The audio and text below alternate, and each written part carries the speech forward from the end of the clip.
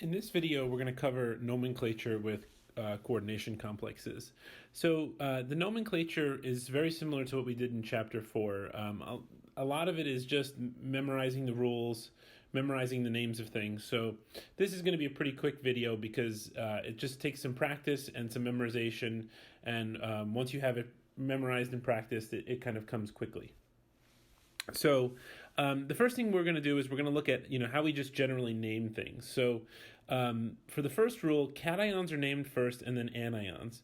So this is going back to how we named ionic compounds, right? So we learned first how to name cations, and then we learned how to name anions, and then you basically put it together. So like sodium and chloride, we remember that the Cl- gets the IDE, and so we make it chloride. The sodium, we remember that cations just keep their name, and then we put the cation and anion together. So it's going to be the same thing with complexes. You name the cation first, and then the anion, and then you put it together. Okay, so now let's talk about how we actually name something that has a coordination sphere. So within the coordination sphere, this is the stuff that's inside the brackets. Ligands are named first, and then the metal. So you could see we have COH2O6 3+.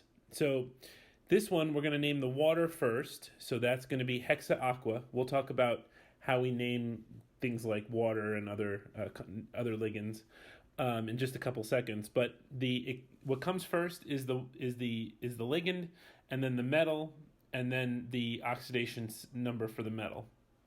So like this one is hexa-aqua cobalt, ligand first, metal second.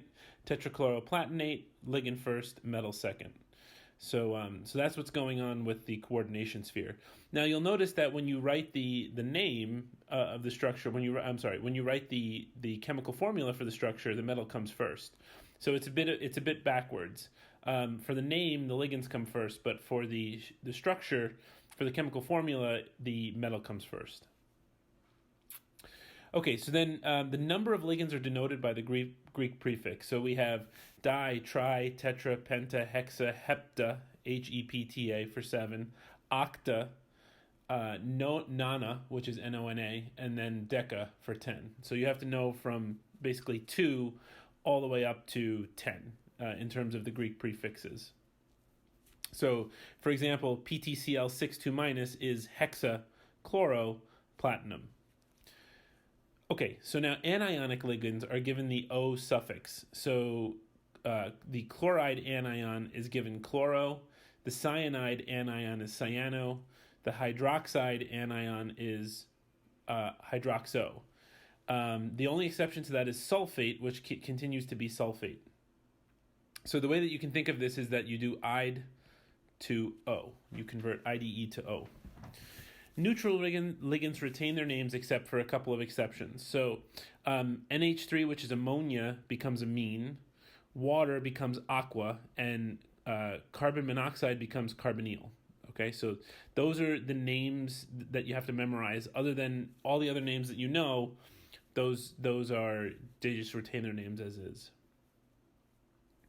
Okay, so ligands of more than one kind appear in alphabetical order. So if you look at this, we have some amines, some NH3s, and we have some chloros, which is the Cl2s. So this one, the amines come first because the A is first. So tetraamine, dichloropplatinum for chloride. So we do the amine first, and then we do the chloro second. And then if the ligand begins with a Greek prefix, the number is denoted by bis, tris, or tetrakis. So in this case, the ethyl is the Greek prefix for 2 carbons. So in this case, we would name this one bis, ethylene diamine, cobalt 3. So these would be things like ethyl, methyl, ethyl, methyl, things like that.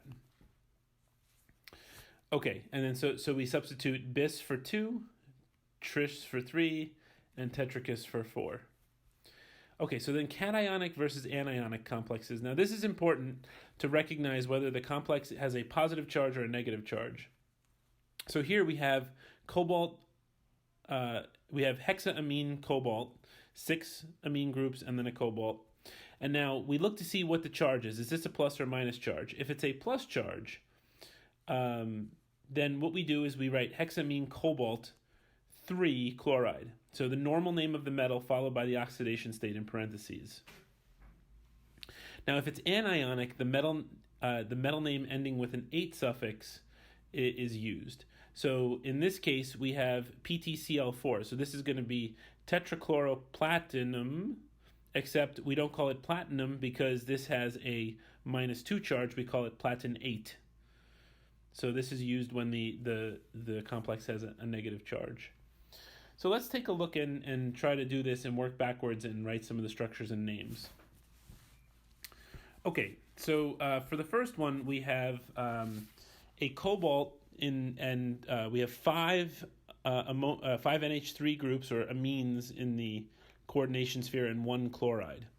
So this one, we're going to name the amine first. So this is going to be pentaamine. And notice that you don't have to have the double A. You can just put 1A. So pentaamine in there is fine. Pentaamine. And then it's going to just be chloro, because there's 1 chloro. Cobalt, now we have to decide, is cobalt going to be cobalt or cobalt 8? And in this case, this is a positive complex because we have the 2 chloride counter ions. So this is going to be cobalt, and then we have to figure out what is the charge of that cobalt. So the overall thing here is going to be +2, and we have 1 - 1 charge. So that means that if we have a +2 charge and 1 - 1, then this had to be cobalt 3, because if this is +3, -1 is going to give us the +2 overall charge. And I'm getting the +2 overall charge because we have 2 chloride counter ions that are in there. And then we have to name the anion, which is chloride. So it's pentaamine chloro cobalt 3 chloride. Okay, so now we have one that's an anion. So this one we're going to name the cation first. So potassium is the easy one.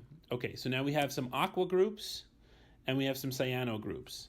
So the aqua we're going to name first. So this is going to be potassium aqua, because we just have 1.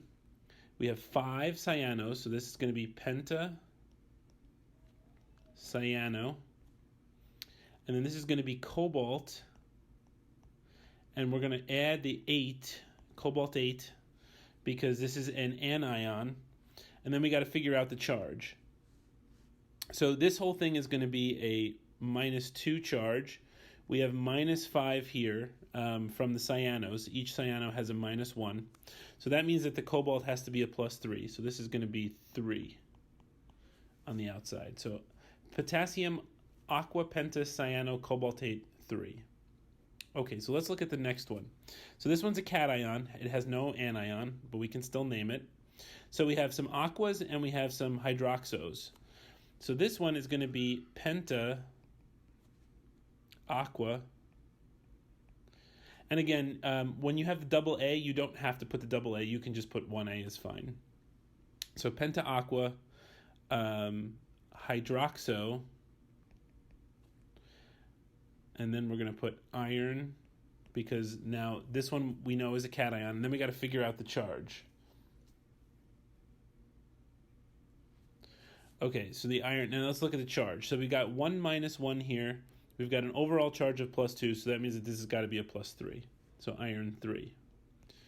Now let's try going in the opposite direction. So here we go. We have potassium, so that's going to be a K, but we don't know what its subscript is yet. We have to write the rest out. So then we have hexacyano iron 8. So we're going to write our brackets, and we're going to write our iron because that's our metal. And then we have 6 cyano groups, so we're going to write CN 6. And now we got to figure out the charge. So this tells us that the iron is iron 2+. So if we have a 2+ charge and we have 6- charges, so I'm going to write this above, and we have -6. This thing is going to have a -4 charge overall, which means that we're going to have K4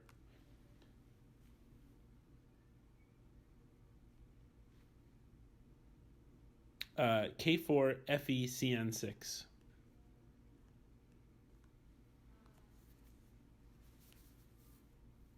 Okay, so let's look at the next one. So we have Tetra, Amine, Dichloro, Cobalt, Chloride. So let's work on the complex first. So we have Cobalt, and then what we have is we have tetraamine, so that's going to be 4 NH3s. Dichloro is going to be 2 Cls. We close the brackets because we now get to the metal. So we have cobalt, NH3, 4, Cl2. And now we have to decide how many chlorides do we need for charge balance. So the cobalt in this case is +3. We have -2 over here from the chlorides. So that means that we just have a net charge of +1. So we just need the 1 Cl. Okay, now we have tetrachloroplatinate 2. So in this case, we're going to put our complex and we're going to put our platinum. We have 4 Cls, so we're going to close the brackets at that point. If this guy is a +2 and we have -4, the overall charge is going to be a -2. So we put a -2 up there. So this introduces nomenclature and how to handle nomenclature. The most important thing is to look at these rules, start to memorize them and practice them. And you have to memorize things like how to do some naming, what the names of some complexes are. You have to memorize some names for the Greek prefixes. The bis, tris, tetrakis doesn't come up very frequently in general chemistry, but it's a good thing to know in case you see it. And then, of course, we have to know about the cationic and anionic complexes. This is something that students often forget when they're doing nomenclature, so that's an important one.